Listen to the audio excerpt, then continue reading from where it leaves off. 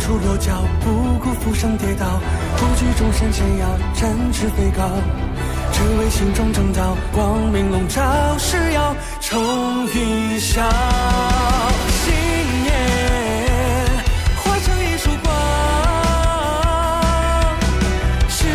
言斩断那道伤，挥剑黎明破晓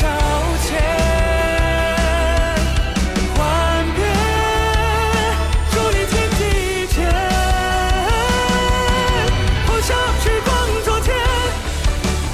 永驻燎原不灭，这不堪的一切，去打破这罪孽，冲破轮回。破晓时光昨天，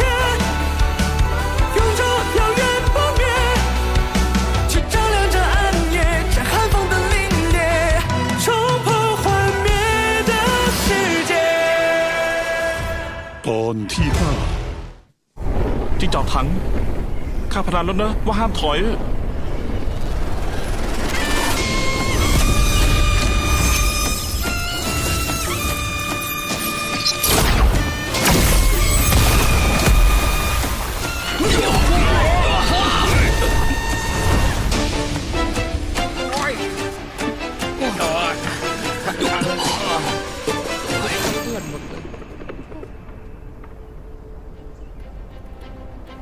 ผู้น้อยถังลี่ฉือคารวะราชากระบี่หวี เจ้าคือคนของขอโจตี้ทางลี่ชือผู้นั้น ประมุขเจียงช่างมีสหายมากโดยแท้ ราชา จริ ก ง ระบี่อุ๋ยคุณชายถังเขา เป็นยังไงราชากระบี่ผู้ทรงเกียรติคิดจะเบี้ยวหนี้เหรอถ้าจะจริงดังสมญาราชากระบี่คนถอยบังอาจข้ากำลังชมนายของเจ้าอยู่เนอะคนกับกระบี่รวมเป็นหนึ่งเป็นทั้งกระบี่เป็นทั้งคนเจ้าจะโกรธไปใหญ่อีกอย่างหากไม่ชอบฉายาราชากระบี่เป็นราชานักคำนวณไหมล่ะเมื่อวานเพิ่งจับคนร้ายได้วันนี้ก็โผล่มาแล้วรู้ล่วงหน้ารวดเร็วผิดปกติเลยนะ ไรมารยาทนั่นต้องดูว่าสมาคมกระบี่จงหยวนกับสำนักเยี่ยน จะชี้แจงต่อใต้ล่าอย่างไร รู้ล่วงหน้า แสดงถึงความสามารถของท่านตอบสนองเร็ว แสดงว่าสถานการณ์ฉุกเฉิน ท่านมีความผิดใดล่ะ เจ้าจะขวางข้าทำไมชัดเจนว่าควรให้เมืองราชากระบี่รับเรื่องไปจัดการ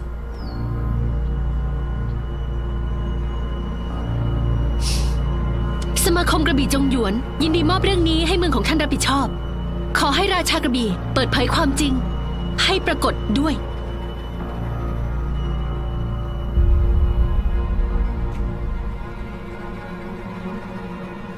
เจ้าคิดผิดไปหรือเปล่าจิ้งจอกถัง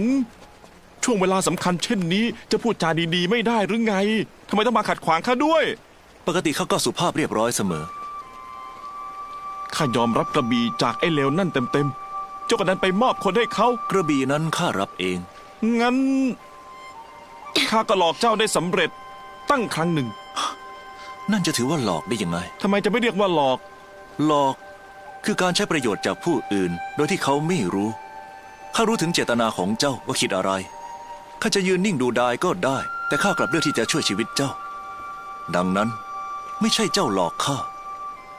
แต่ถือว่า เจ้าเป็นหนี้ข้าอีกครั้ง นี่มันก็เหมือนกันนั่นแหละเหมือนกันนั่นแหละ คุณชายถังพี่ใหญ่ชือแม่นางจงพวกท่านไม่เป็นไรใช่ไหม ไม่เป็นไรไปเถอะ แม่นางจง ไม่เป็นไรบาดเจ็บเล็กน้อยไม่เป็นไร ถ้าเป็นเช่นนั้นพวกเราขึ้นเรือก่อนให้ข้าทำแผลให้ท่านเปลี่ยนเสื้อผ้าให้ท่านด้วย ฉะนั้นก็รบกวนแม่นางอาเสยแล้ว ไปกัน จิ้งจอกถังเจ้ายังไม่ได้ตอบคำถามข้าเลยนะ หากข้าไม่ยอมให้ราชากระบี่พาคนไป ไม่เพียงสำนักเยี่ยน สมาคมกระบี่ก็จะกลายเป็นศัตรูกับเมืองราชากระบี่อนาคตไม่ว่าสืบออกมาได้ว่ายังไง ก็จะไม่ได้รับความเชื่อถือจากผู้คน เพราะข้ากับเรื่องนี้กับพวกเขาล้วนเกี่ยวพันกันอย่างลึกซึ้ง เช่นนั้นเรื่องนี้ก็ปล่อยผ่านไปอย่างนั้นเหรอเบาะแสของยาผีว่านอน9 จิตก็ขาดไปด้วยสิแล้วคนที่ทำร้ายเจ้าด้วยตอนนี้เขาอยู่ที่ไหนล่ะ คนที่ต้องการทำร้ายข้าคือใครข้ารู้ ส่วนตอนนี้เขาอยู่ที่ไหนเจียงชิงหวีไม่มีทางรู้ได้เบาะแสของยาผีวานอน9 จิตตอนนี้ยังไม่ชัดเจนอีกหรือไงในเมื่อมีหวีชี่เฟิ่งเป็นเบาะแสที่ใหญ่กว่าแล้วเบาะแสเล็กน้อย ก็ทิ้งไปได้เลย เจ้าสงสัยว่าตาเท่าหวีเป็นคนของร้านกระแสลม ถึงเขาจะไม่ใช่คนของร้านกระแสลม แต่ต้องสนิทสนมกับร้านกระแสลมแน่ เช่นนั้นเจียงชิงหวีจะไม่ถูกฆ่าปิดปากเหรอ ๆเขาไม่สมควรตายหรือไง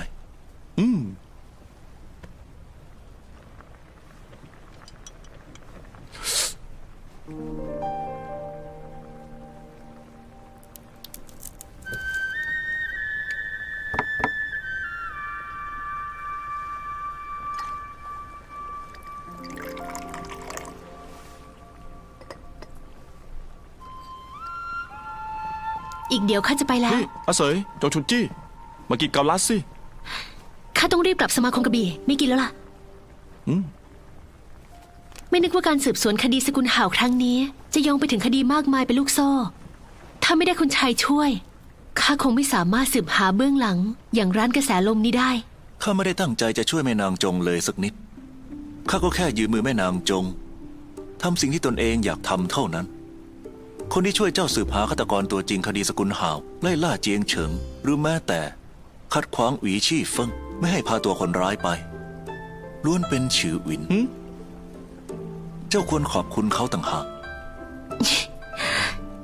ขอบใจนะชื่อวิน ไม่ต้องเกรงใจ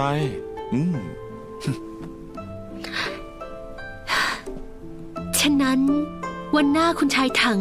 จะไปเมืองราชากระบี่หรือไม่ ที่นั่นมีเบาะแส แต่ที่นั่นเป็นเขตอิทธิพลของราชากระบี่ลูกศิษย์ของเขามีนับพันปีชี่ฟังฉายาราชากระบี่อย่างสร้างชิงเจียงชิงอีใครๆก็เทียบไม่ติด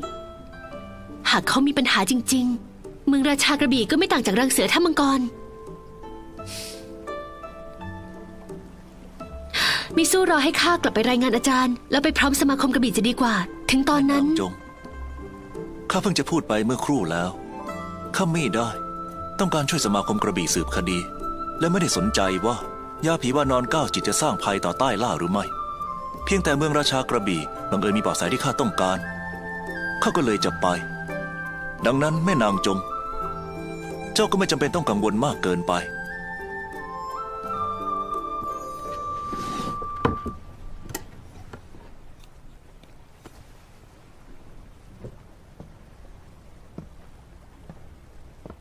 หุ่นไม้ตัวนี้เป็นสิ่งที่ข้าแกะสลักยามว่าง มอบให้แม่นางจง ไว้เป็นที่ระลึก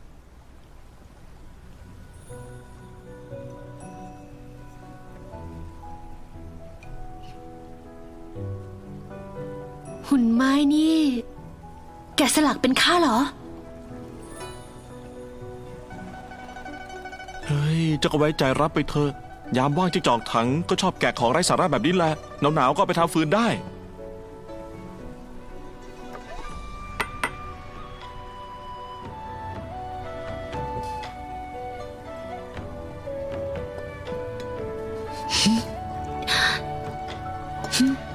แม่นางจง แม่นางอาเสย รักษาตัวด้วย ดูแลตัวเองให้ดีนะ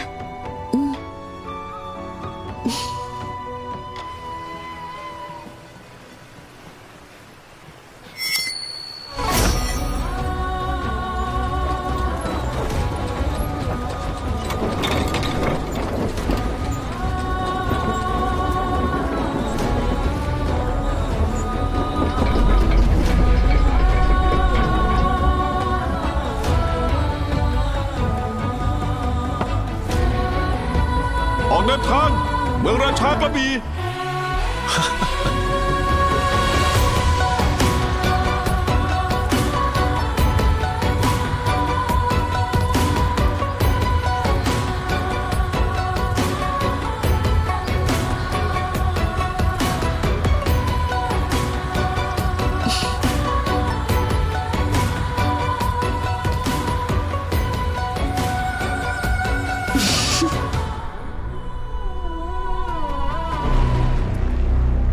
สันล้างหุนเอ๋ยสันล้างหุนก่อเรื่องใหญ่ขนาดนี้ในหอจมวารี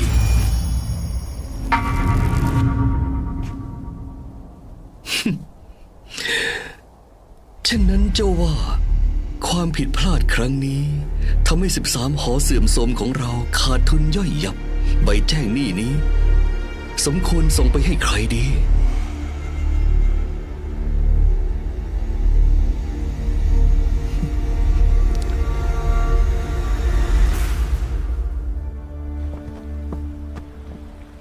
เราจะไปเมืองราชากระบี่ไม่ใช่เหรอทำไมถึงรู้สึกว่ามาผิดทางอะ ไปเมืองราชากระบี่เพื่ออะไร ไปจัดการตะแกะหวีนั่นไง คุณชายอยากถอนรากถอนโคน อิทธิพลของร้านกระแสลมในเมืองราชากระบี่เพื่อไม่ให้ผู้อยู่เบื้องหลังมีที่ซ่อนอีกต่อไป มีข้าอยู่นี่ทั้งคนไม่ใช่เหรอ ถ้าบอกว่าเจ้าทำให้หวีชี่เฟิงโมโหจนกระอักเลือดได้ข้าเชื่อ แต่หากเป็นเรื่องของการซุ่มซ่อนในที่มืด เพื่อค้นหาเบาะแส เจ้ายังห่างฉันนัก คำชมในครึ่งแรกของเจ้าฟังดูไม่เหมือนชมเลยนะ จะมีแผนการอะไรอ่ะ พวกเราต้องการ ยอดฝีมือที่เก่งเรื่องการซุ่มซ่อน เจ้าเองไม่ใช่อันดับหนึ่งในใต้ล่าหรือไง ตอนนี้จะปัญญาแล้วเหรอ ถึงต้องหายอดฝีมืออีกคนน่ะ วรยุทธ์ของข้าแข็งแกร่งเป็นเรื่องจริง แต่ว่า ก็ยังต้องพาเจ้าไปด้วยไม่ใช่เหรอ เจ้าหมายความว่าข้าถ่วงเจ้าอยู่ใช่ไหม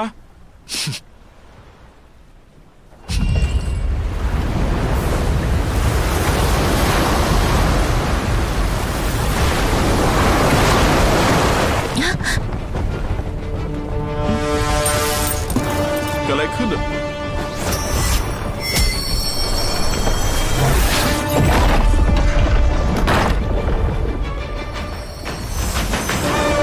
นั่งให้มัน นี่มัน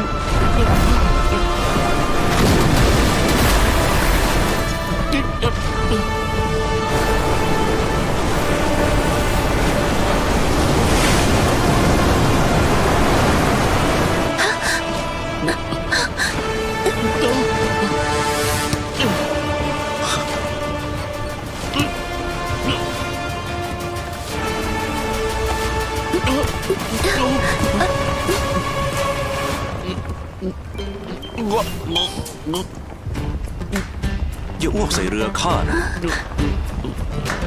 ไป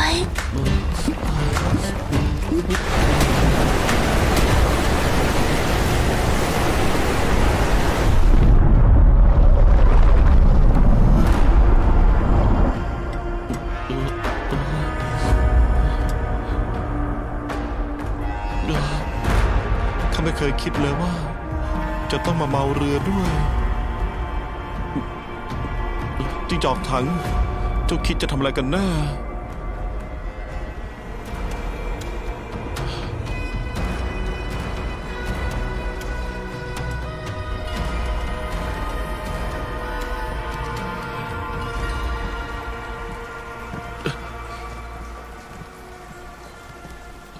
หมอกควันหนาทึบ มองไม่เห็นทิศทาง นี่คือ13 หอเสื่อมโทรมในว่าทางเข้า13 หอเสื่อมโทรมต้องผ่านหอไร้แลกเปลี่ยนทางเดียวไงข้าไปซื้อข่าวที่นั่นหลายครั้งแล้วยังไม่เคยมาที่นี่เลยจะรู้จักที่นี่ได้ไง นี่คงเป็นความแตกต่าง ระหว่างแขกธรรมดา กับแขกคนสำคัญกระมัง เจ้าจิ๊กจอกตายด้าน จิ นี้ วอิน ที่ข้าเป็นแขกสำคัญของพวกเขาได้ นั่นเพราะผลงานของเจ้า อ๋อจริงสิเจ้ายังไม่บอกเลยว่ามาที่นี่ทำไม ข้าบอกแล้วไม่ใช่เหรอว่าต้องการมือสังหารที่เชี่ยวชาญการซุ่มและสะกดรอย เจ้าหมายถึง1 กระบี่พิฆาตชนทั่วล่า แห่ง13 หอเซินหลางหุน ใช่แล้วเซินหลางหุน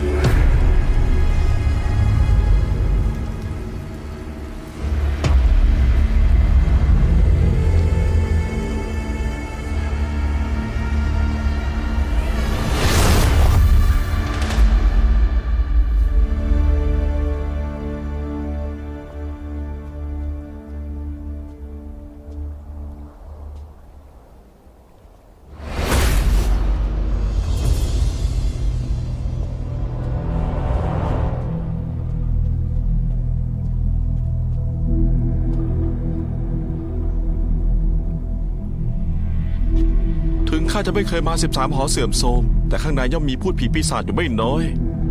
ถ้าหากว่าเดี๋ยวต้องสู้กันแล้วก็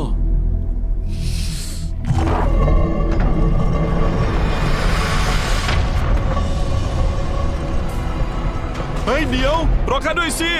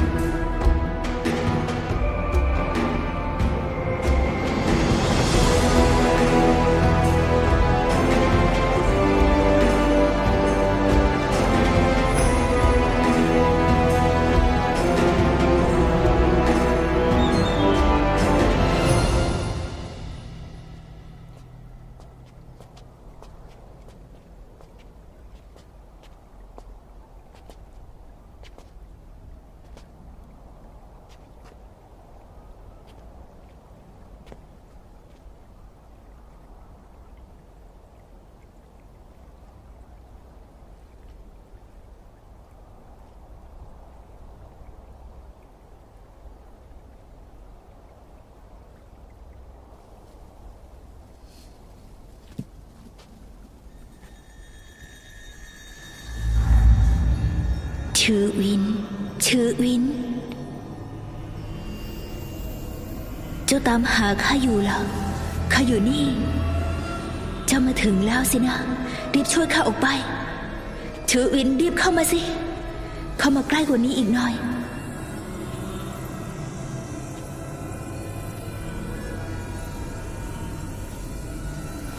ชื่อวิน ชื่อวิน ข้าอยู่นี่ เจ้ารีบมา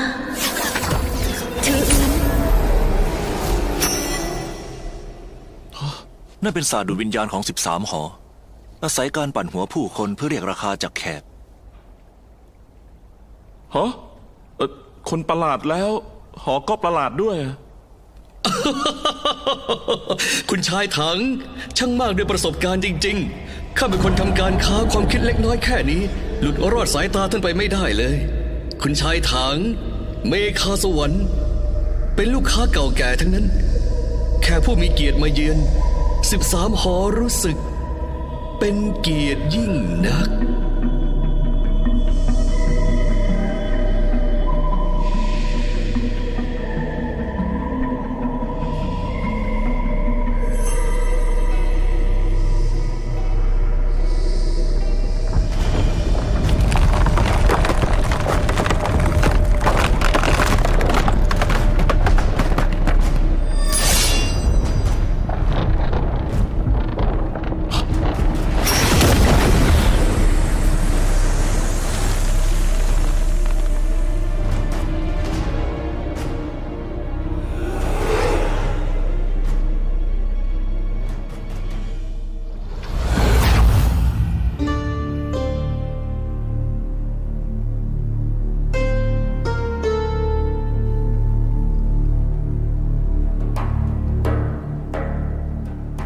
นับตั้งแต่จากกันคราก่อนนิสัยชอบข่มขู่คนของประมุขหอ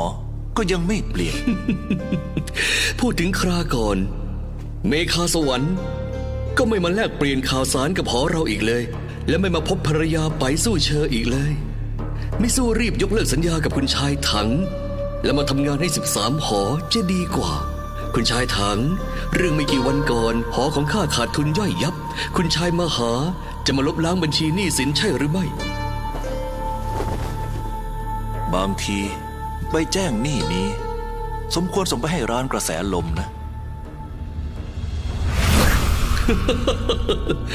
ท่านไม่ได้ฆ่าป๋อเหรินแต่ป๋อเหรินกลับตายเพราะท่าน ไม่ว่าจะเป็นท่านหรือเขาก็เหมือนกันทั้งนั้น วิชาซ่อนเงา ความแค้นมีต้นเหตุหนี้มีเจ้าหนี้ ท่านประมุขเป็นคนรู้ความเสมอ13 หอเคยส่งกลุยให้ข้าแทนคนผู้นั้นเขาเพียงแต่ให้ท่านไปทำธุระแต่ไม่บอกเบื้องหลังของกลุยหยกครึ่งอันนี้ว่ามีอะไร ดูเหมือนท่านประมุขก็เป็นหนึ่งในหมากของเขาเช่นกัน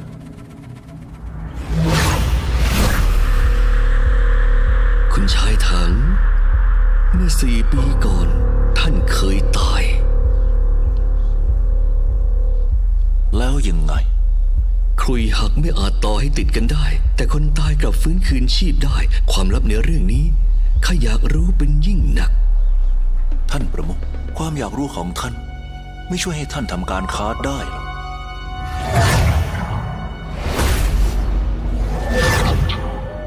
ในเมื่อท่านมาเพื่อทำการค้างั้นต้องการขอสิ่งใด ท่านประมุขรู้เรื่องราวทั่วล่าคิดว่าคงทราบจุดประสงค์ของข้าดีอยู่แล้ว วันนี้ข้ามาเพื่อขอมือสังหารอันดับ1ของ13หอเซินหลางหุน เป็นระยะเวลา1 ปี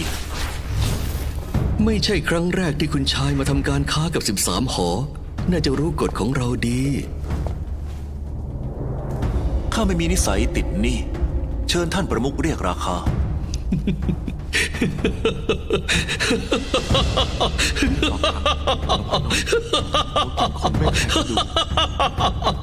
ถ้าหากสิ่งที่ข้าต้องการคือท่านล่ะ เช่นนั้นก็คงยาก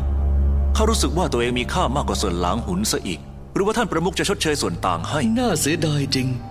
ข้ามีน้ำใจให้ แต่คุณชายไม่ยินดี หากต้องการสันหลังหุน คุณชายก็ขึ้นมาตามหาด้วยตัวเองเถอะ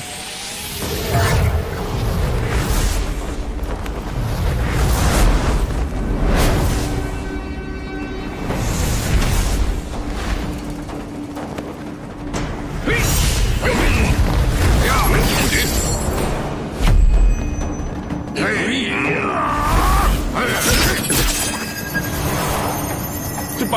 ข้าจะรับมือเอง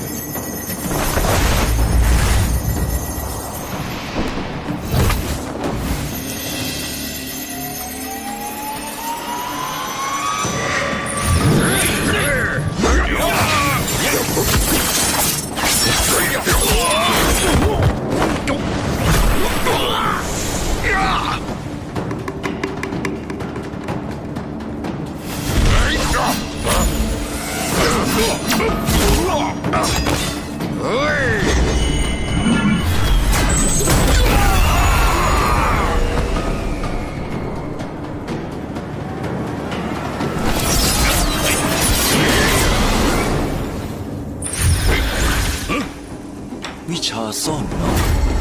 ชื่อหวินเจ้าตัวสูงขึ้นแล้วนะ อะไรนะบ้าอะไรเนี่ยมีได้ไหม คุณชายถัง 4 ปีที่แล้วหลิวเยียนกรีดคอท่านแล้วโยนลงไปในบ่อน้ำไม่มีใครสามารถรอดชีวิตได้ในสถานการณ์เช่นนั้น แต่ตอนนี้ท่านไม่เพียงมีชีวิตยืนอยู่ตรงนี้ได้ ยังจะก่อคลื่นลูกใจในยุทธภพอีกด้วย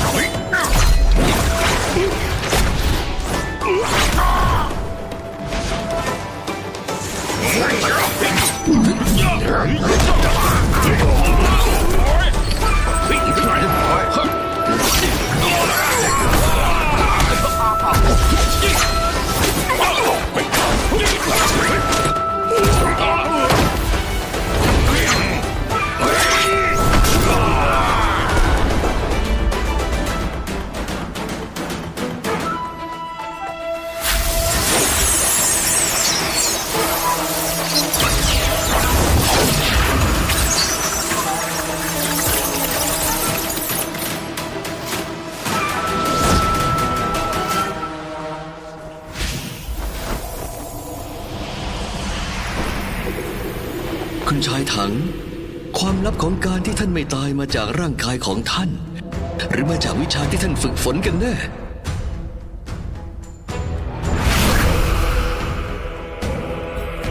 ชีวิตท่านประมุขแขวนอยู่บนเส้นได้อยู่แล้ว เรื่องที่ไม่เกี่ยวข้องกับท่านเหล่านั้น จะถามมากไปทำไม งั้นเหรอ แต่ถ้าข้ายังยืนกรานที่จะรู้คำตอบล่ะ ท่านประมุขควรรู้ไว้ ยิ่งรู้มากเท่าไหร่ก็ยิ่งตายเร็วเท่านั้น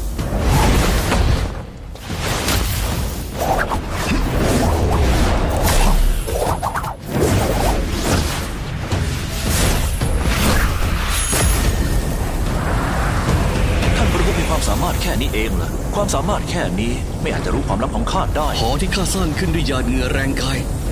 ท่านเห็นไม่ถึงครึ่งด้วยซ้ำ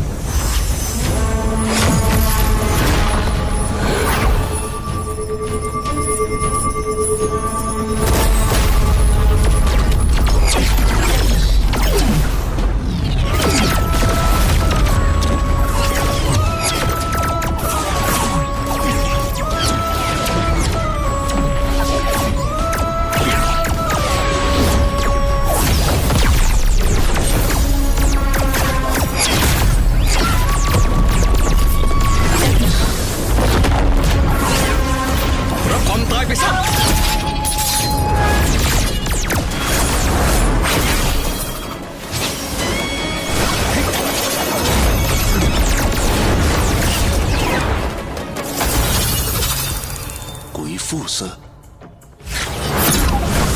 คืนให้ท่าน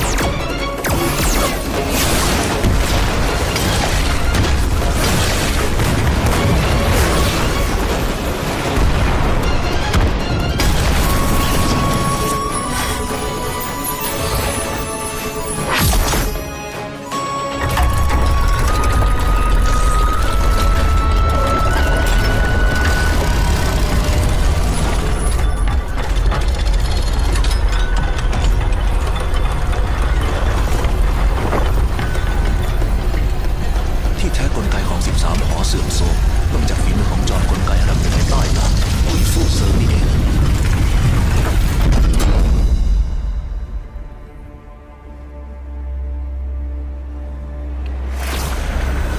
คุณชายถัง ท่านคิดว่าแค่ท่านไม่พูด13 หอก็จะไม่มีทางรู้ความลับของท่านอย่างนั้นเหรอท่านรู้หรือไม่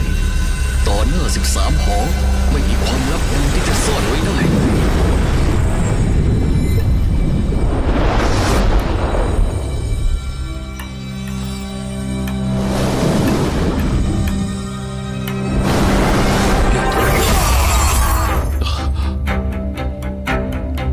ที่จอมถัง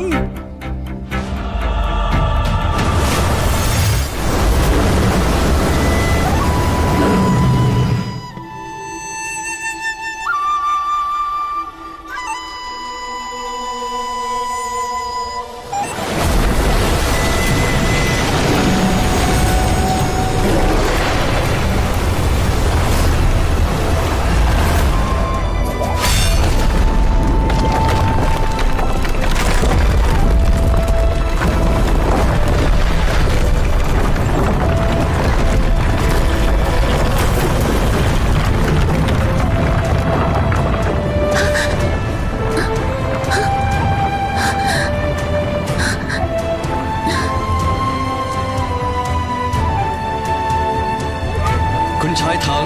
วรยุทธ์ท่านช่างร้ายกาจนักแต่การโจมตีที่ข้าอยากจะเห็นที่สุดข้ายังไม่ได้เห็นเลยนะ ท่านจะยึดติดไปทำไม ข้าตรวจสอบจนทั่วแล้ว คนที่ข้าต้องการล่ะ คุณชายถัง การยึดติดเป็นเรื่องผิด แต่หลงตัวเองมากไปก็ไม่ต่างกัน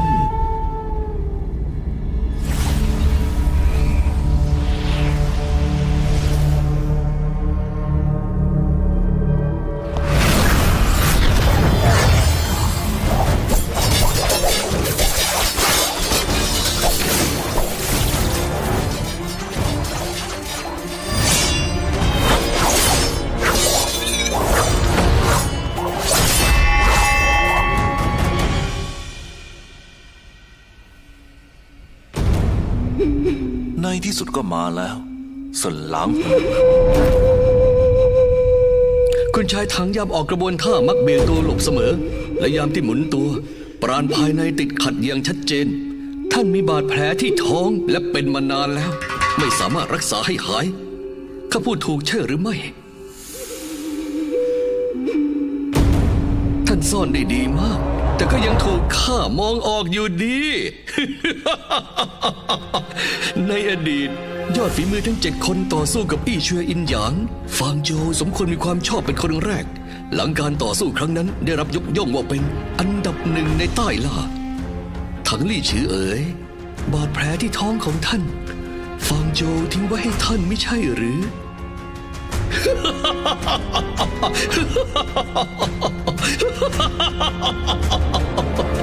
สนหลางหุนโจมตีแผลเก่าของเขาซะ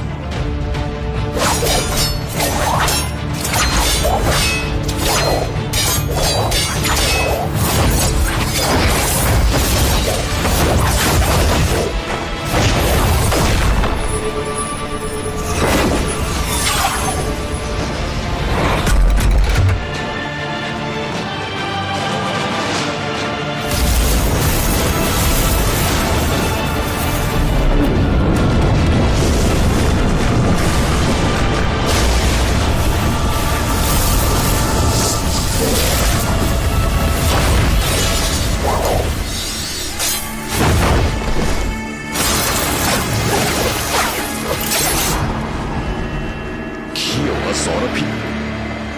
ตัดวิญญาณ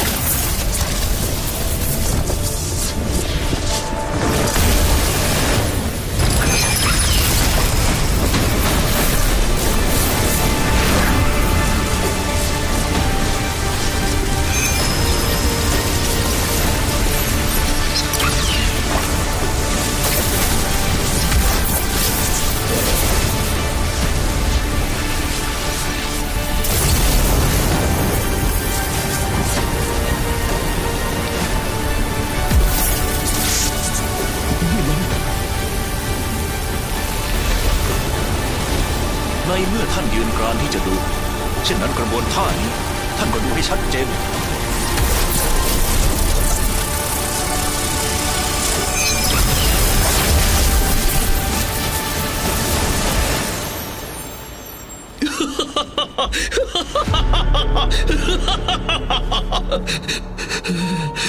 ข้ารู้แล้ว ข้ารู้แล้ว ท่านเหมือนกับเขา เคล็ดวิชาเซียนนิรันดร์คัมภีร์มณีคืนชีพ มีเพียงคัมภีร์มณีคืนชีพเท่านั้น ที่เปลี่ยนชีวิตให้หมุนเวียนไม่หยุดทำให้การบาดเจ็บหนักหายสนิท ตายแล้วฟื้นคืนชีพได้ แต่ว่าทำไมเล่า แต่ทำไมท่านถึงมีวรยุทธ์ของอี้ช่วยอินหยาง แล้วยังบาดแผลที่อยู่บนท้องของท่านแม้แต่คัมภีร์มณีคืนชีพก็ไม่อาจรักษาให้หายได้ ที่แท้มันคืออะไรกัน คิดจะแอบมองความมืดมิดในใจคน ระวังจะถูกดึงเข้าสู่ความมืดซะเอง ถังลี่ฉือท่านทำให้ข้าสนุกสนานยิ่งนัก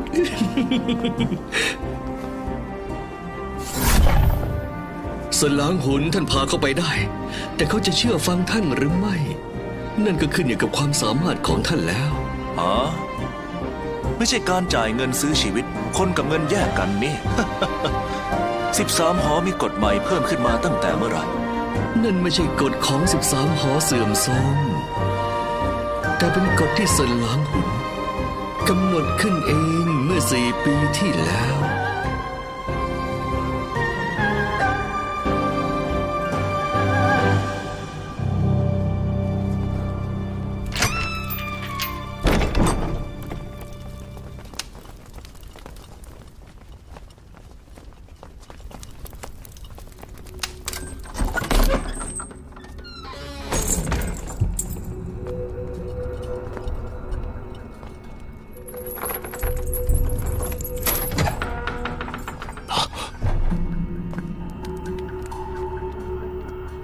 ราชากระบี่ในที่สุดท่านก็มาแล้ว หากไม่ใช่เพราะราชากระบี่ออกมาเองข้าคงถูกนักเด็กจากสมาคมกระบี่จงหยวนพาตัวไปแล้วเป็นแน่ข้าไม่ขออะไรจากท่านอีก ขอเพียงท่านอนุญาตให้ข้าออกจากเมืองให้ข้าไปอยู่ชนบทเป็นชาวบ้านธรรมดาคนหนึ่งฮะราชากระบี่ท่านวางใจได้ปากข้าแน่นหนามากจะไม่ทำให้เมืองราชากระบี่ต้องเดือดร้อนเรื่องที่ท่านขายยาให้ข้าไม่เคยเอ่ยถึงแม้แต่คำเดียว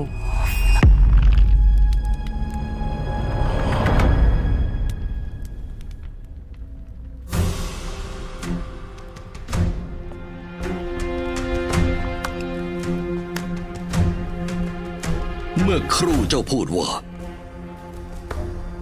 ใครขายยาให้เจ้า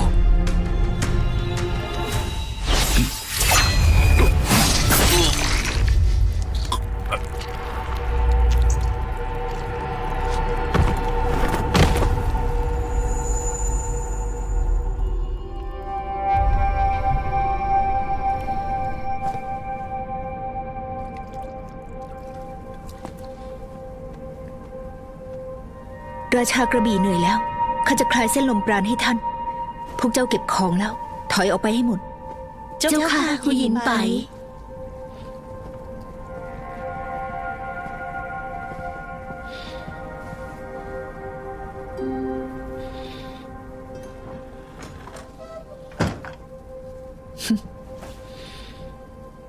สิ่งที่ท่านทำเมื่อครู่นี้เป็นการกระทำที่ไม่ฉลาด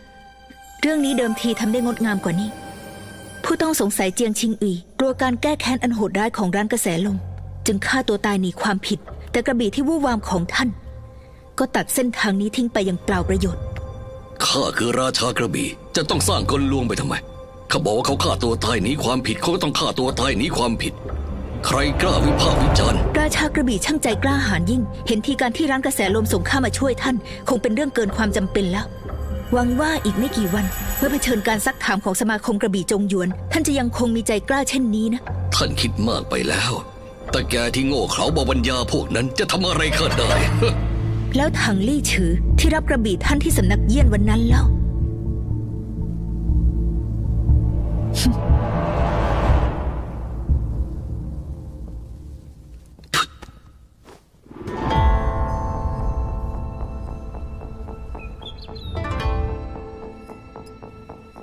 เรื่องก็เป็นเช่นนี้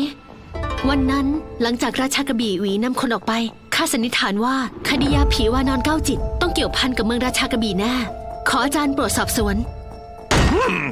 เหลวไหลสิ้นดีแต่รู้ไหมว่าราชากระบี่หวีเป็นผู้ใดเมื่อ300 ปีก่อนสกุลหวีสร้างสำนักหงเหินราชากระบี่10 รุ่นเรืองนามไปทั่วล่าได้สมญาบุรพาจารย์กระบี่โดยเฉพาะหวีเสวียนชิงเมื่อ10 ปีก่อนยังร่วมมือกับเหล่ายอดฝีมือกำจัดมาที่ยอดเขาเทียนตูเป็นแบบอย่างแห่งยุทธภพแต่เจ้ากลับใส่ความราชากระบี่หวีสมคบคิดกับร้านกระแสลมค้าขายยาผีว่านอน9 จิตแต่ท่านอาจารย์เจียงชิงหวีเพิ่งถูกจับได้ ราชากระบี่หวีก็มาถึง เหตุใดข่าวจึงไปไวนักล่ะ หากจะสงสัย ก็ควรสงสัยถังลี่ฉือก่อนไม่ใช่เลย เห็นว่ามีนักฆ่าผีผาชุดดำปลอมตัวเป็นถังลี่ฉือ เพื่อขุดคดีหอโจตี้ขึ้นมาอีกครั้ง พวกท่านเคยนึกหรือไม่ หากนักฆ่าผีผาชุดดำมิได้มีความเกี่ยวข้องจริงๆเนี่ยยายจึงต้องมาก่อความปั่นป่วนด้วย บัดนี้มีผู้ส่งเบาะแสถึงประตู กลับไม่ไปตามรอยเขาหาสาเหตุการตายของประมุขฟาง กลับปล่อยให้เขาจูงจมูกไป ถูกต้องเขาซ่อนเร้นกายอยู่4 ปีกว่าพอปรากฏตัวก็สร้างเรื่องราวใหญ่โตนักฆ่าล้างสำนักรานชิง มีบางคนลือว่าถังลี่ฉือคือผู้อยู่เบื้องหลัง นี่เป็นการใส่ร้ายป้ายสีเรียนผู้อาวุโสตอนสำนักรานชิงถูกฆ่ากับทางลี่ฉืออยู่ที่สำนักเยี่ยนพวกนั้นใช้แล่เดิมๆซ้ำพวกท่านมองไม่ออกเหรอ รู้หรือไม่ผู้ลงมือเป็นหญิงนางหนึ่งสาพรสีแดงตอนเจ้าอยู่สำนักเยี่ยนเคยเห็นนางหรือไม่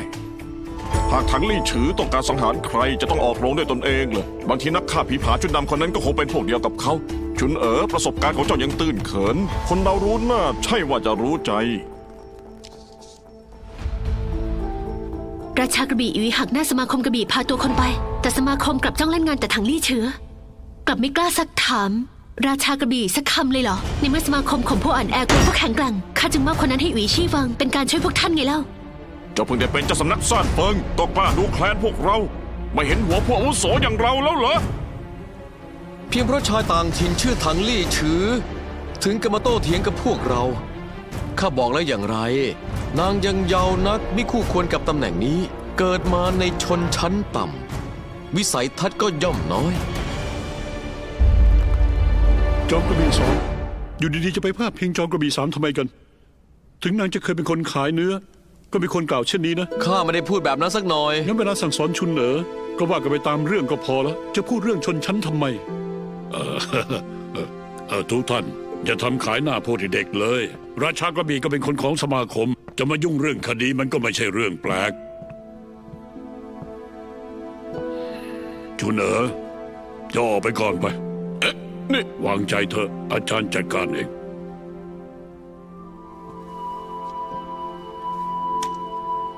เจ้าค่ะ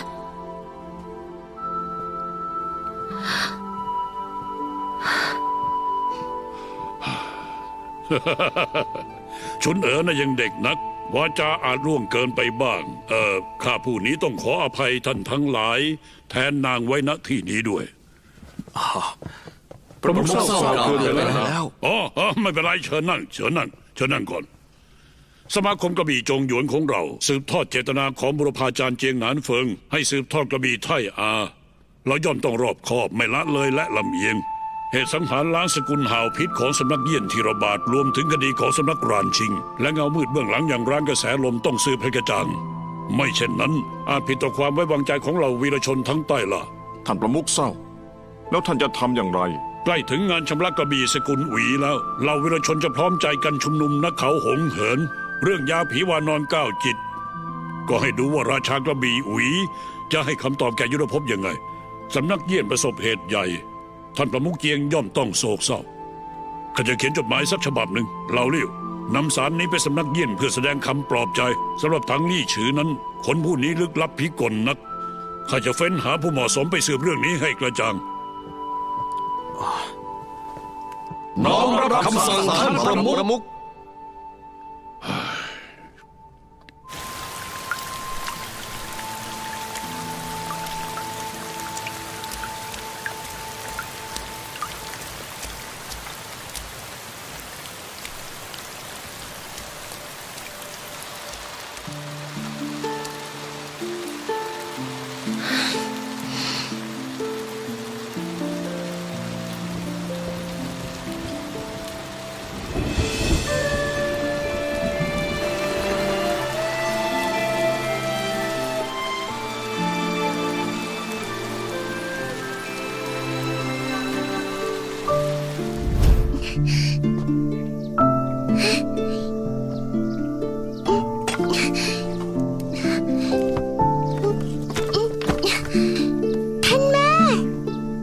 แล้วเหรอ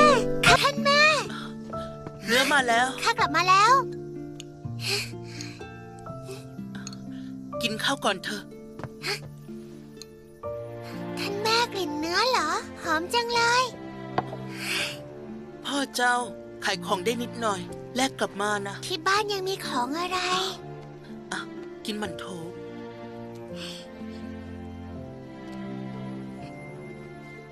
ให้เจ้ากินนะ เจ้าก็กินด้วยสิ กินดีๆสักมื้อ ขอบคุณท่านแม่ ท่านใจดีจัง ข้ากินอิ่มแล้วจะไปซักผ้านะ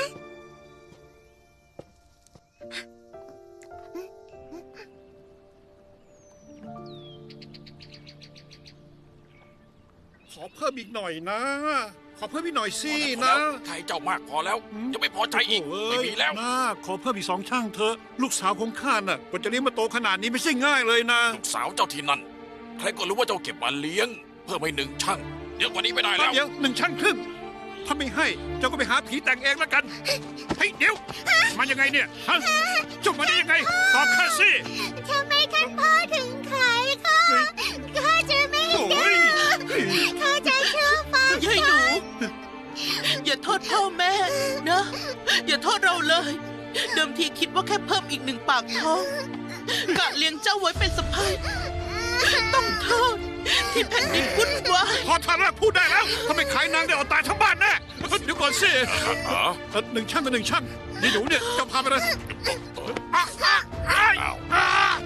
โอ้ย ยายหนู ยายหนู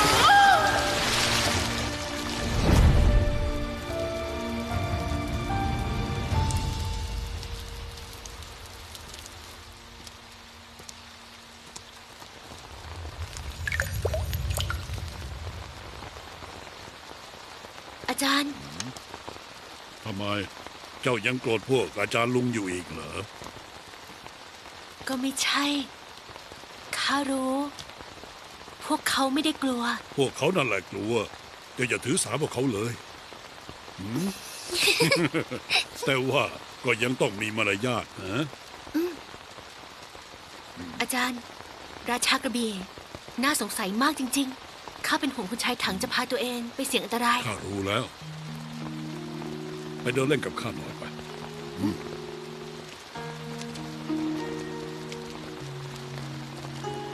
เพราะพวกอาจารย์ลุงของเจ้าพวกเขากลัวราชากระบี่หวีดังนั้นต่อให้พวกเขาไปสืบ ก็สืบไม่เจออะไรหรอก แล้วควรทำยังไง เพราะงั้นข้าถึงต้องหาคนที่ไม่กลัวราชากระบี่กล้าหาญรอบคอบ และต้องมีความสามารถสืบหาความจริงแทนสมาคมกระบี่ได้ คนผู้นั้นก็คือ นี่เป็นเทียบเชิญร่วมงานชำระกระบี่ที่เมืองราชากระบี่ส่งให้ อาจารย์งานยุ่ง เจ้าก็เป็นตัวแทนสมาคมไปเมืองราชากระบี่แทนอาจารย์แล้วกัน ท่านมองอะไรทะลุปลุกโปร่งไปหมดเลย เจ้าก็จิ้มซะแรงเลย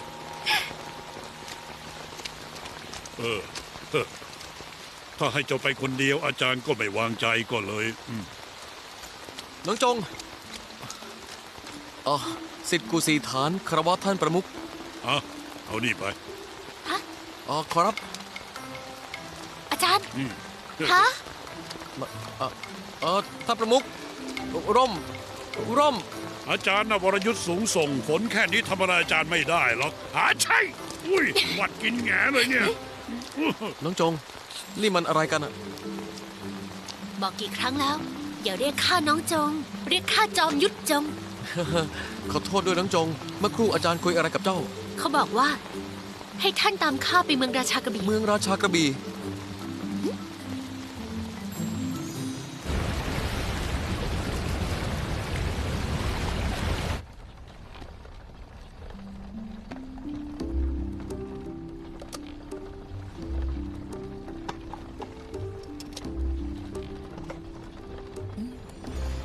พี่ใหญ่ชื้อเติมถ่านไป2 รอบแล้ว ปลาของท่าน ใกล้แล้วใกล้จะตกนะ จิ้งจอกถังจะหมายความว่าอย่างไง เจ้าโทษที่ข้าตกปลาไม่ได้เหรอ ก็แค่รู้สึกเจ็บคอเมฆาสวรรค์คิดมากไปแล้ว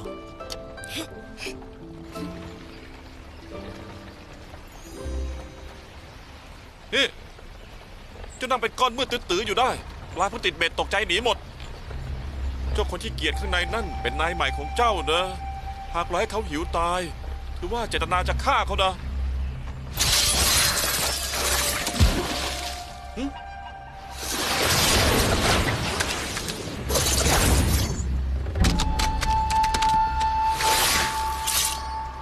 โอ้โหฝีมือสุดยอดเลยอะถ้ารู้ว่าเจ้าเก่งเช่นนี้ก็จะมาเสียเวลาตกปลาอยู่ทำไมอะ 1 2 3 มีปลาแค่3 ตัว ขาดอีก1 ตัว ข้าว่าคนเจ้าอารมณ์จอมขรึมนั่นต่อสู้แพ้มาเลยบึ้งตึงกับตัวเองอยู่ พี่เซินไม่ขึ้นเรือเหรอ ไม่ทำเรื่องเดียวกัน ไม่ใช่พวกเดียวกัน ข้าไม่คิดจะช่วยท่าน ไม่จำเป็นต้องขึ้นเรือลำเดียวกัน จิ้งจอกถังผิดแผนแล้วสิถูกเข้าหออย่างยากลำบากไร้ประโยชน์ซะแล้ว เกล็ดหลากสีสันปลาที่เร่อรสที่สุดในแม่น้ำเยี่ยน ใช้แค่ไฟย่างไม่ต้องใช้เครื่องปรุง เป็นวิธีที่ดีที่สุด อาเซย อาเสยจะไปย่างปลาเดี๋ยวนี้ ช้าก่อน ควันไฟมากไป ใช้อันนี้ นี่คือ มุกแย้มหยก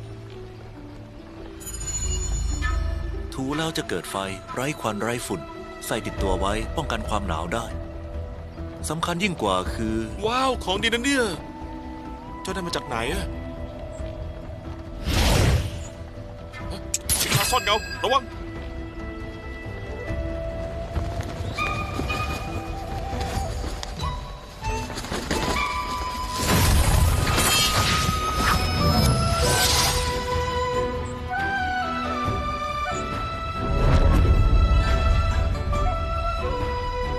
พี่เซินข้าไม่ได้ให้ท่านไปฆ่าคน แต่ให้ท่านไปหาคน เจ้าให้ข้าเข้าเมืองราชากระบี่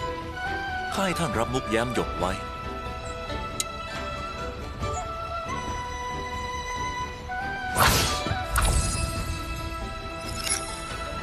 ฝึกวิชาซ่อนเงาได้ถึงขั้นนี้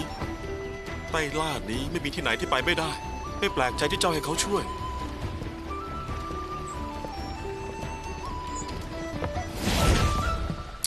บอกเจ้าเงินแต่แรกก็จบทำเรื่องให้วุ่นวายทำไมเดี๋ยวปั้นโฉฮว่าอีกคนบอกเราตรงๆก็จบแล้ว เจ้าผิดแล้วฉือหวิน พี่เซินเขาไม่ต้องการเงินทอง แต่เป็นอัญมณีจากปิ่น7 สมบัติ ปิ่นนี้เคยเป็นสมบัติราชวงศ์มุกมรกตทั้ง7มีมูลค่ามหาศาล มุกแย้มหยกก็เป็นหนึ่งในนั้น คนมากมายทำเลียนแบบเป็นที่นิยม อี้เชวยอินหยางทำหล่นหายไปโดยไม่ตั้งใจ ถูกคนแกะออกแล้ว ขายต่อ จากนั้น7 สมบัติกระจายไปทุกที่ หายากไม่ว่า แยกจริงปลอมยิ่งยากกว่า แต่ว่าเม็ดที่อยู่ในมือข้าเป็นของจริง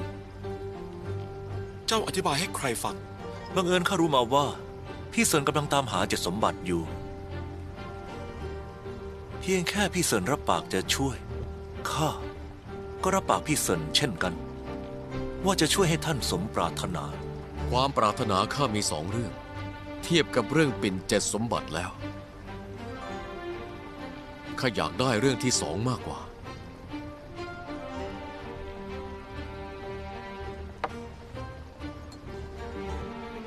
ขอแค่พี่เซินรับปากข้า ตัวข้า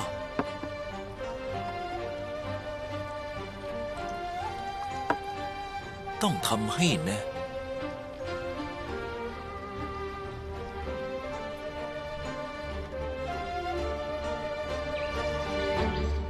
ข้าน่ะอยากจะถามท่านมานานแล้ว ในเมื่อถ้ำนี้มันมืดจนมองไม่เห็นอะไร แล้วทำไมท่านยังต้องหลับตาด้วยล่ะ หากลืมตา ก็อดใจไม่ได้ที่จะมอง ยิ่งอยู่ในความมืด ยิ่งอยากหาแสงสว่าง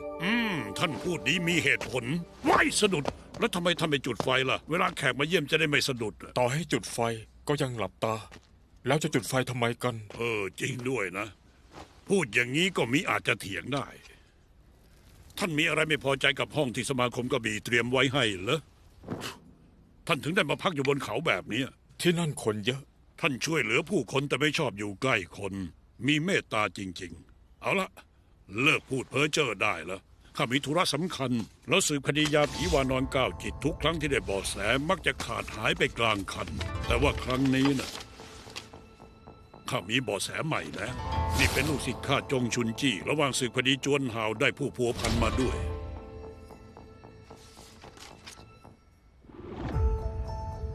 ถังลี่ฉือ หวีชี่เฟิ่งสำนักเยี่ยน เส้นทางน้ำหลักในใต้ล่า เส้นทางอากาศหานส่งสาร เช่นนี้เข้าใจแล้วสิทธินำหลักฐานส่งชิ้นกลับมา หากหวีชี่เฟิ่งเข้ากับฝ่ายอาธรรมจริงๆ ใช้ความสะดวกจากเส้นทางน้ำเป็นเบื้องหลังควบคุมกระจายยาพิษ ยังคิดเกี่ยวข้องกับเส้นทางอากาศของสำนักเยี่ยน เกรงว่าไม่นาน จะนำหายนะมาสู่ยุทธภพ ถึงเขาเป็นผู้นำกบินในใต้ล่า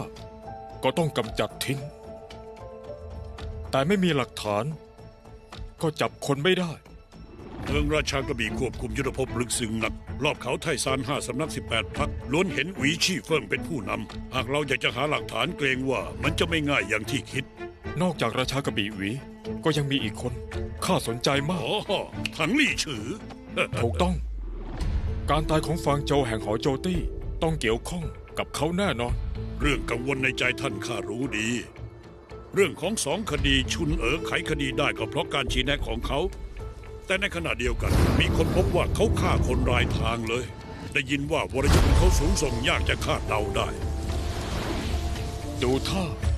ท่านประมุขเศร้า จะชื่นชมเขามาก ข้าไม่ปฏิเสธหรอกข้าชื่นชมความฉลาดของเขา แต่ว่าเขาจะเป็นคนดีหรือคนชั่ว อันนี้ข้าก็บอกไม่ถูก ข้าสงสัยว่าเขาใช้ชีวิตคนที่เกี่ยวข้องมาใช้ในแผนล่อคนที่อยู่เบื้องหลังออกมาหอร้ายแลกเปลี่ยนอันตรายมาก คนผู้นี้ถึงไม่ทำความชั่ว ก็ไม่ใช่คนดี ข้าจะไปเมืองราชากระบี่ งั้นเชิญท่านหาความจริงให้เต็มที่เลย แต่ชีวิตของเขาเกรงว่าจะให้ตกอยู่ในมือยุทธภพไม่ได้ ประมุขเศร้าคงลืมแล้ว ข้าไม่ใช่คนของยุทธภพ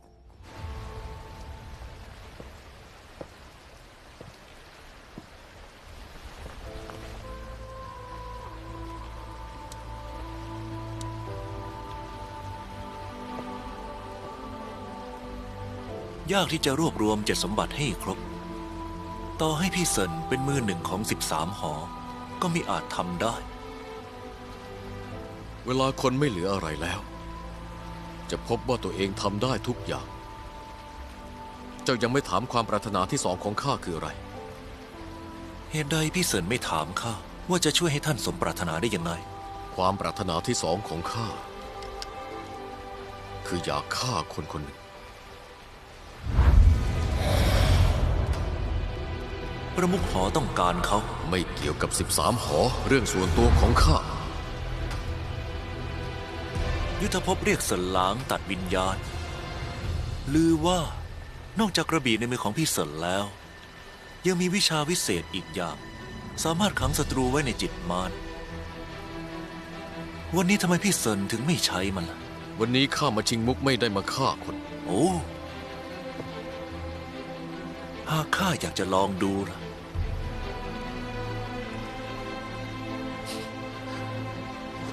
หากข้าเดาไม่ผิดแล้วก็ คนที่พี่เซินอยากฆ่าเป็นยอดฝีมือผู้คืนชีพได้ หรือพี่เซินไม่อยากจะรู้ว่าวิชาของท่านจะสามารถสังหารผู้คืนชีพในตำนานได้ไหม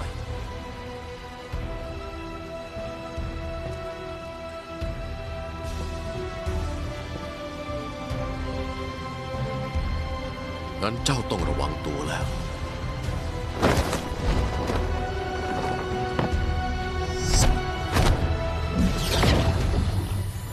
แดนศึกจันทราเลือดสังหารจิต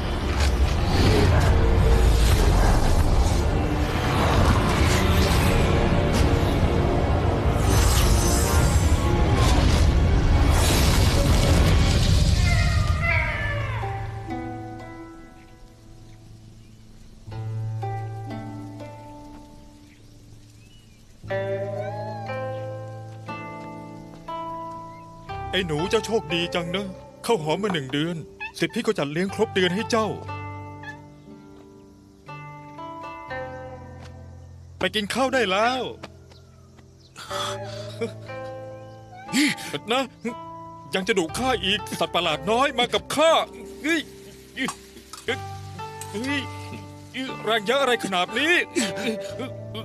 วันนี้ข้าจะไม่เชื่อแล้ว อาเยียน พวกเจ้าเล่นอะไรกัน สิพี่ดูเขาสิ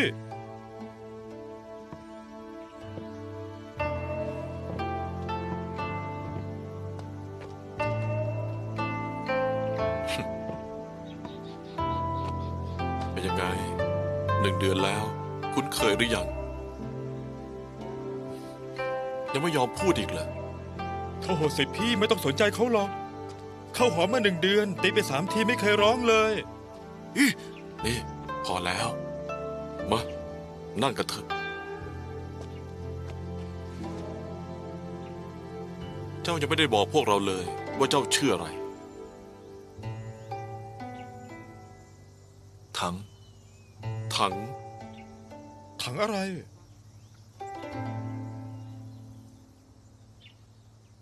หรือว่าลืมไปแล้ว ดูท่าว่าต้องช่วยเจ้าตั้งชื่อจะดีกว่า อาเยียนจะมีความคิดอะไรดี ขอคิดก่อนนะ ถังใบถังมึน ถังซี่โครงซอสเปรี้ยว ๆอันนั้นไม่ได้งั้นทุกครั้งที่ข้าเรียกเขาก็จะหิวแย่ถังหูลู่ของกินอีกแล้ว เสี่ยฟู่จะพาข้ามั่วไปหมดแล้ว อาจีปันถังเจีย ๆ อาจีปันถังเจีย เป็นภาษาโบราณงั้นเหรอ พวกเจ้าคุยอะไรกันทำไมข้าฟังไม่รู้เรื่อง เรากำลังคุยว่าข้าอยากสอนหนังสือเขาก่อน แล้วค่อยสอนวิชาสำนักเราให้ แล้วเป็นลูกศิษย์หอโจตี้เรา ไม่ทราบเจ้ายินดีหรือไม่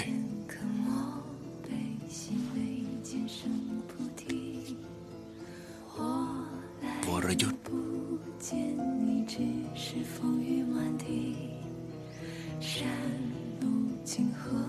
ไม่เรียนวรยุทธ์ไม่เป็น กำลังภายในเจ้าหนักแน่นลงมือเร็วแม่นโหด บอกว่าไม่เป็นวรยุทธ์ใครจะเชื่อ อีกอย่างข้าเหมือนกับอาเยียนอยากรับสิทธิ์น้องอีกคน ข้าเปล่าสักหน่อย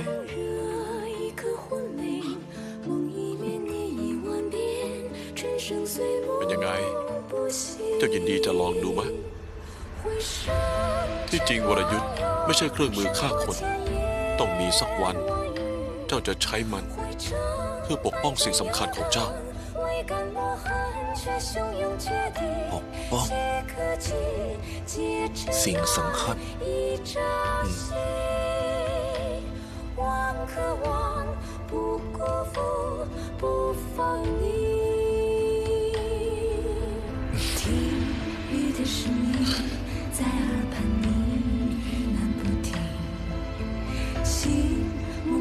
พันปียากพบผ่าน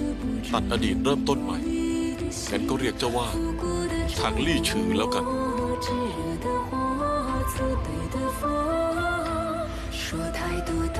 น้ำแกงไก่ดอกไม้สดมาแล้ว ดูหน่อยสิ สิทธิ์น้องอาลี่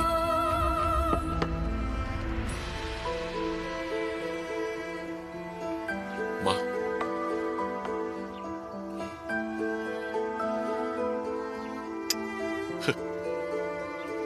มา ข้าล่ะ เสี่ยฟู่เราก็มาดื่มกัน ข้าเรียนเหล้าเอง มา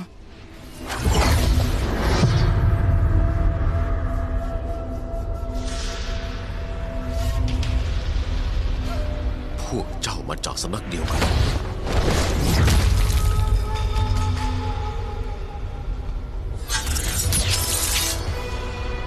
สังหารซ่อนเงาแสงลอยดังฝัน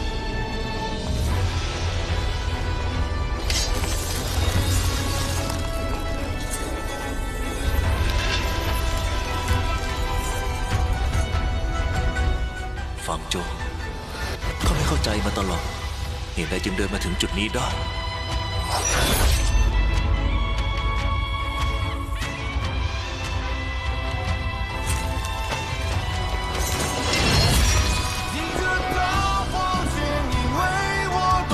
ถังลี่ฉือข้าอยากจะสับเจ้าเป็นชิ้นๆ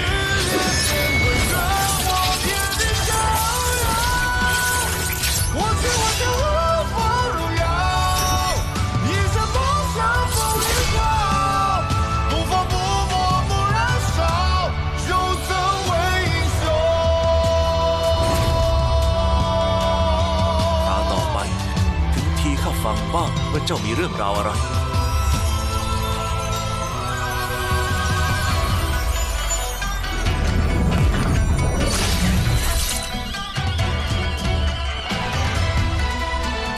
เขาเรียนแบบวิชาของข้าได้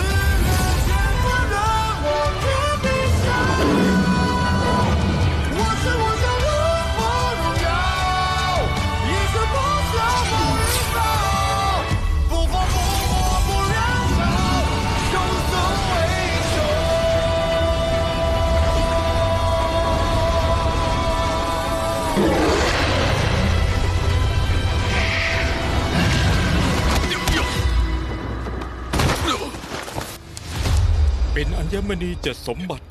น่าเสียดายที่มันเหมือนของปลอมล้วนเป็นของปลอมที่น่าเกลียด แต่ยาต่อชีวิตเป็นของจริง เจ้ารู้หรือไม่ยาเม็ดเล็กๆแค่นี้ หมอชิมสมุนไพรนับร้อยทดสอบพิษเอง กว่าจะได้เกือบตายนับครั้งไม่ถ้วน แต่เจ้ากลับใส่มันไว้ในขวดที่น่าเกลียด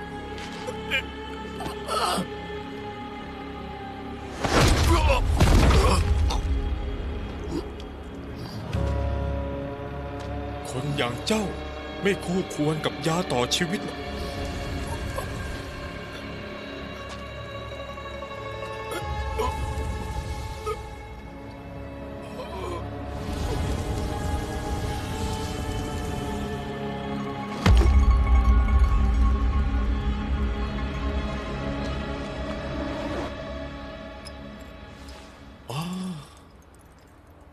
ที่แท้ก็เพื่อผู้หญิงคนหนึ่ง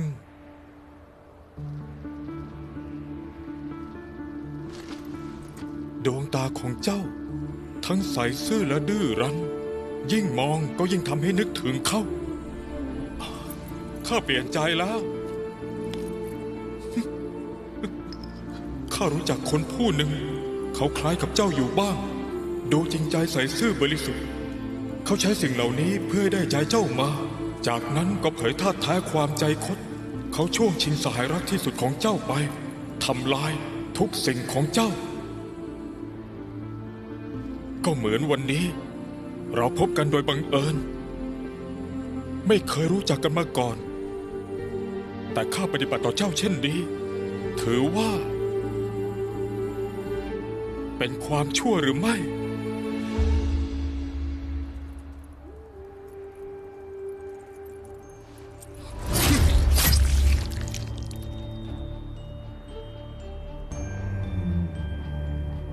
ความแค้นของข้ากับเขา แม้จะใช้น้ำจากแม่น้ำทั้งหมดในโลก ก็มิอาจชำระล้างได้หมดสิ้น อาเยียน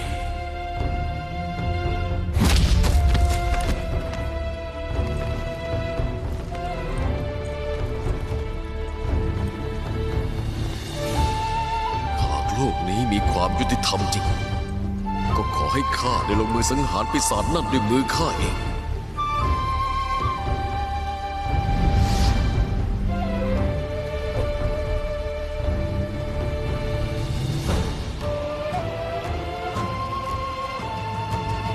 ท่านเจ้าอาวาส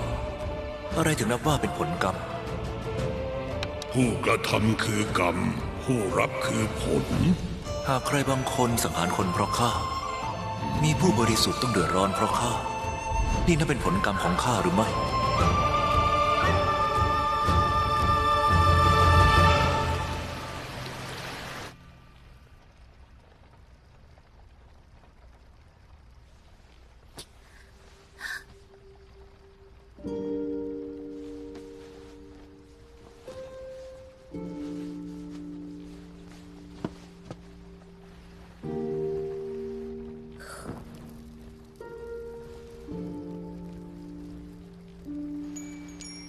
วันที่3 เดือน 9 ซื้อชาและสุราจำนวนหนึ่ง วันที่15 เดือน 9 เป็นวันครบรอบเสียชีวิตของท่านพ่อบุญธรรม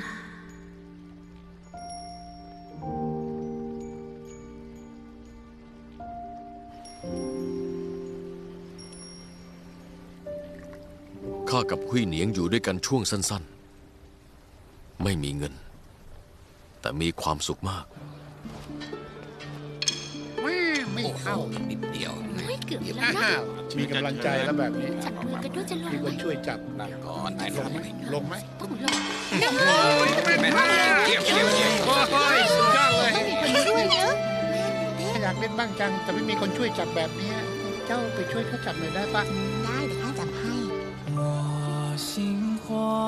自渡烟河，牵引未完。 อันนี้สวยกว่าหรือเปล่า เจ้าชอบก็พอ หุยเหนียงเป็นโรคร้ายแรง เพื่อช่วยนางข้าจึงเข้าร่วมกับ13 หอ หุยเหนียง เงื่อนไขที่เขาเสนอให้ข้า คือภายใน5 ปี ห้ามพบกับหุยเหนียงเด็ดขาด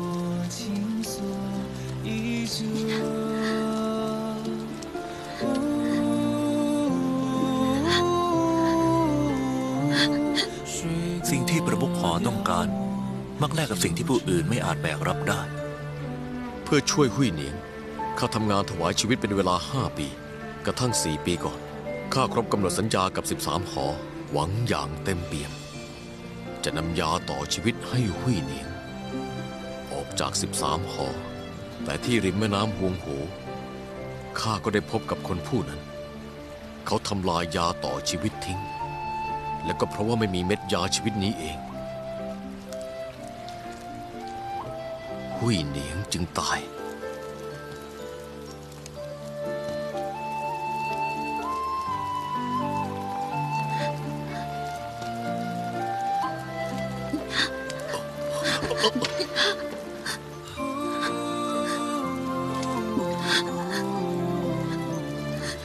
เป็นเจ้าจริงๆด้วย เจ้ากลับมาแล้ว ข้าเอง ข้ากลับมาแล้ว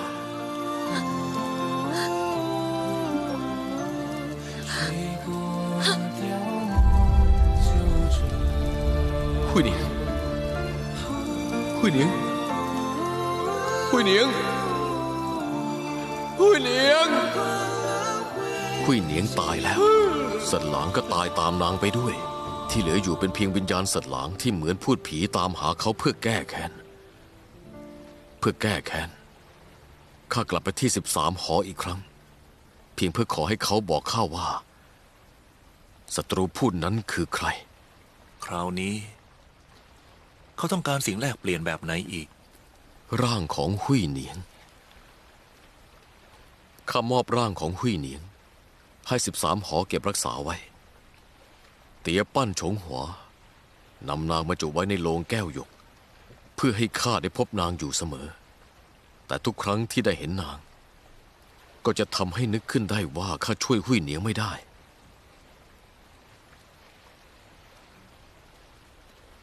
ข้าจำได้ว่าวรยุทธ์ของเจ้าเหมือนกับเขา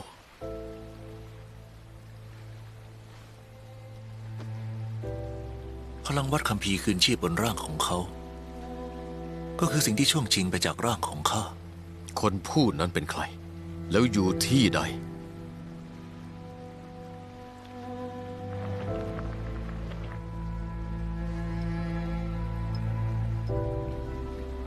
แต่ก่อน เขามีนามว่าหลิวเยียน เป็นสหายของข้า แต่ยามนี้เขาคือเจ้าของร้านกระแสลม และยังเป็นศัตรูของข้า 4 ปีมานี้ไปอยู่ที่ไหนทำสิ่งใดบ้างข้าไม่ใส่ใจทว่าต่อจากนี้เขาจะปรากฏตัวแค่ที่เมืองราชากระบี่ เช่นนั้นนักฆ่าผีผาชุดดำก็คือหลิวเยียน เรื่องพวกนี้เหตุใดไม่ยอมบอกข้า เพราะเจ้าไม่จำเป็นต้องรู้ หลิวเยียนไม่ใช่ศัตรูของเจ้า ฉะนั้น4 ปีที่เจ้าดันด้นตามหาเขา ก็เพื่อจะรักษาแผลเก่าที่มิอาจเยียวยา หาตัวหลิวเยียน ชิงพลังวัดคัมภีร์คืนชีพกลับมา ถึงจะรักษาได้ หลิวเยียนกับเจ้าต่างมีวิชาเสียงสังหาร ต่างคืนชีพได้งั้นที่ประมุขฟางเสวียนตายก็เป็นฝีมือหลิวเยียนใช่หรือไม่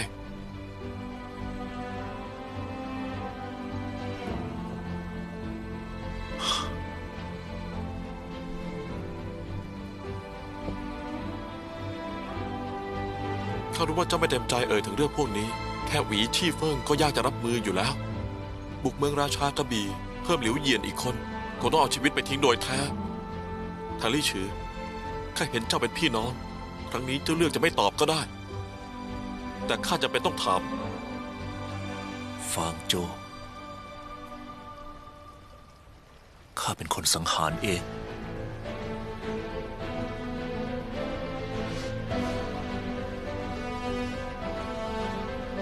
เป็นไปไม่ได้ ข้าเคยบอกแล้ว ว่าข้าไม่ใช่คนดี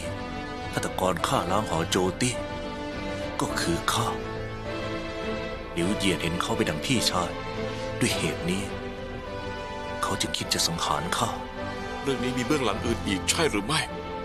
เจ้าเป็นพี่น้องข้าข้ารู้นิสัยของเจ้าดี เจ้าไม่ใช่คนที่จะสังหารผู้บริสุทธิ์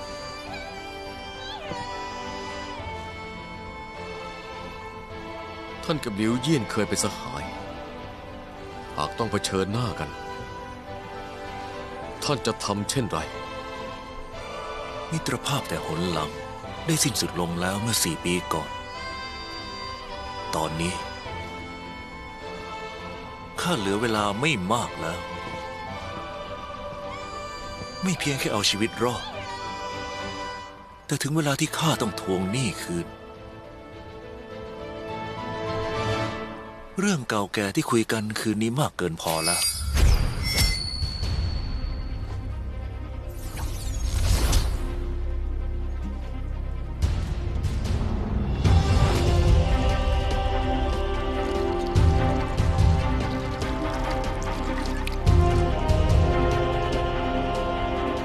พี่เซิน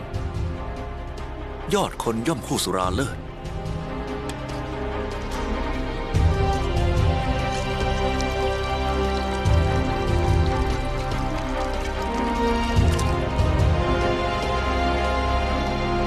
ยอดสุรา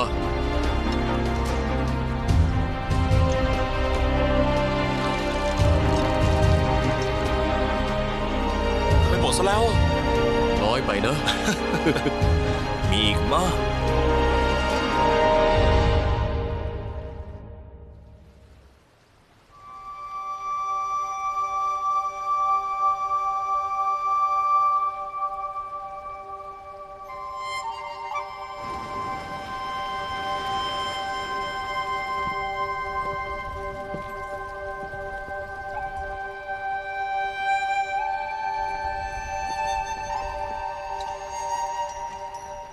สีหน้าเจ้าไม่สู้ดีเลย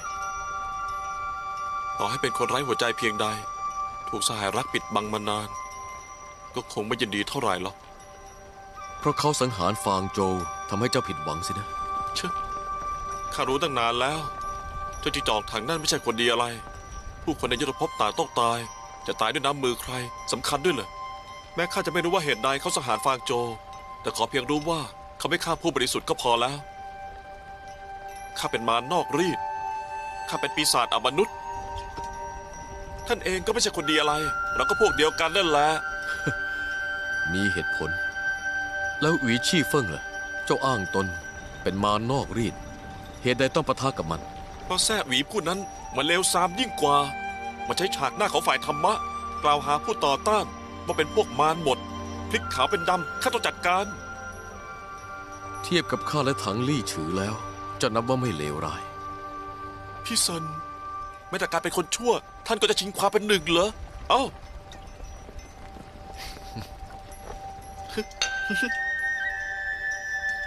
ว่าแต่เหตุใดเขาเอาแต่นั่งอ่านตำรา3 อักษร ท่านไม่ใช่คนแรกที่ถามคำถามนี้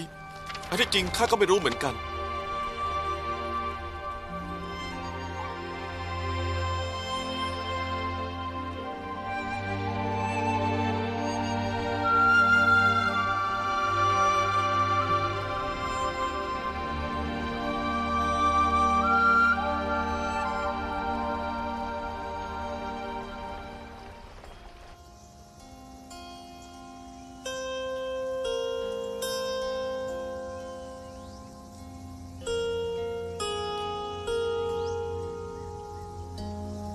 ทุกครั้งที่ท่านประมุขได้ยินเพลงนี้ ก็จะนึกถึงคุณชายถังผู้นั้น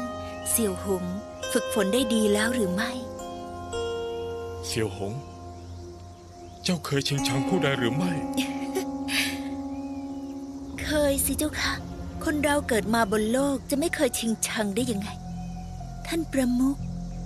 ท่านเป็นเช่นเดียวกันใช่หรือไม่ ข้านึกว่าผู้ที่ตายจากไปนานแล้ว ความแค้นในใจข้าจะลดลงไปบ้าง แต่จนถึงบัดนี้กลับยิ่งชิงชังล้ำลึก ข้าได้ยินคนกล่าวว่าหากความแค้นอย่างรากลึกยาวนาน มันจะค่อยๆดลบันดาลให้เราได้พบผ่านกับคนผู้นั้น แล้วการพบผ่าน เพื่อสิ่งใดกันเล่า การพบผ่านแน่นอนว่าเพื่อการจากลา ถูกต้อง การพบผ่าน ก็เพื่อการจากลา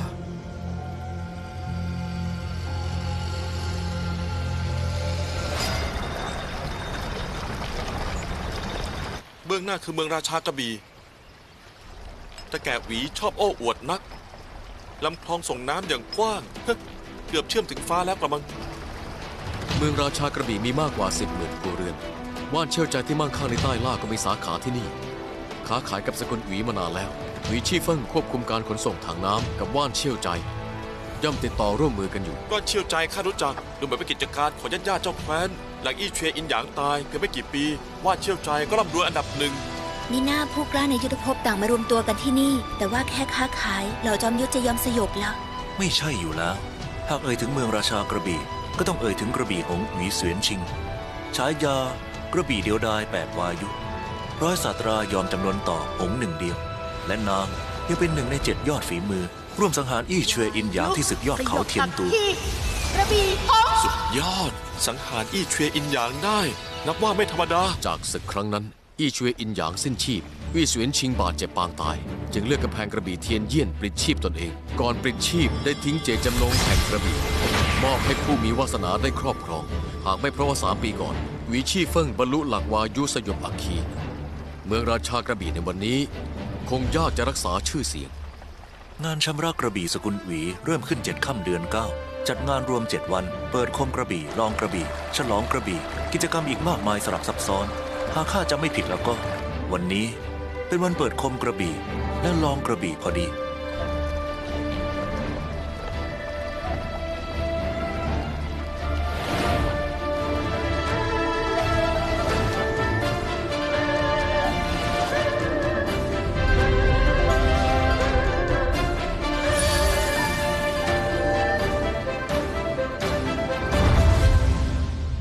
วันนี้คนคึกคักมากจ้าไม่จ้าแล้วด้วยจ้าถึงจะจ้า ลื่นเย็น ฟันผุช่วงนี้กินหวานไม่ได้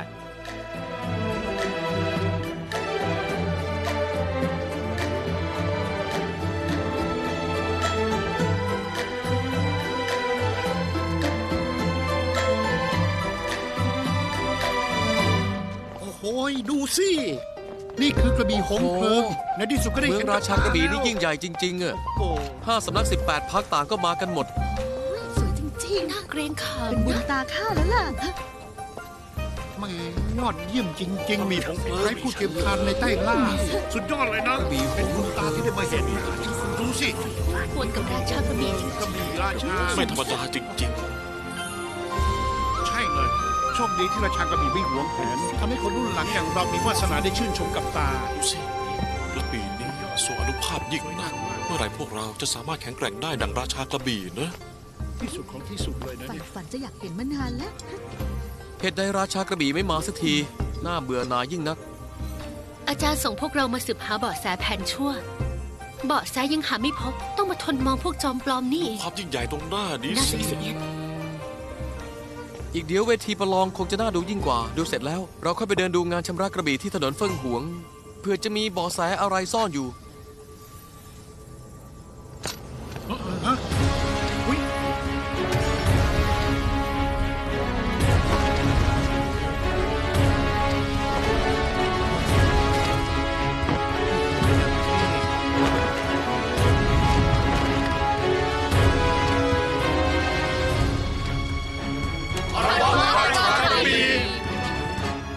น้องจง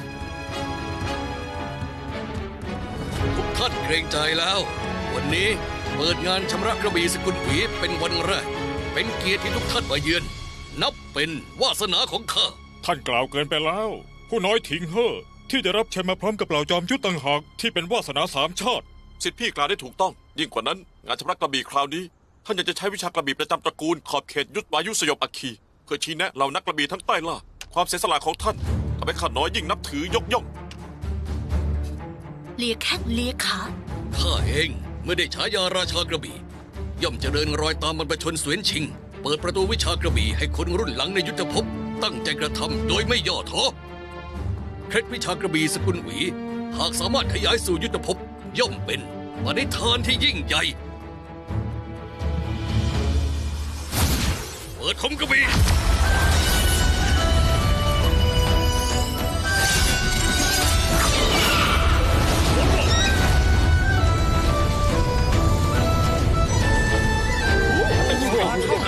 เป็นวุ่นแล้วเป็นยอดฝีพายเลยมาดูนู่น มีปันตาแล้ว กดกระบี่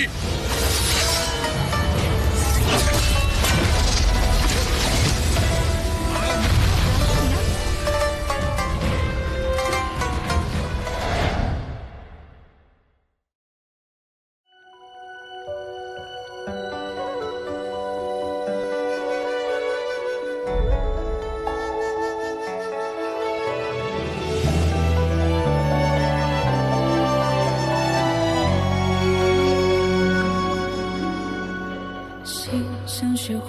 未融化，铺第一句冷暖。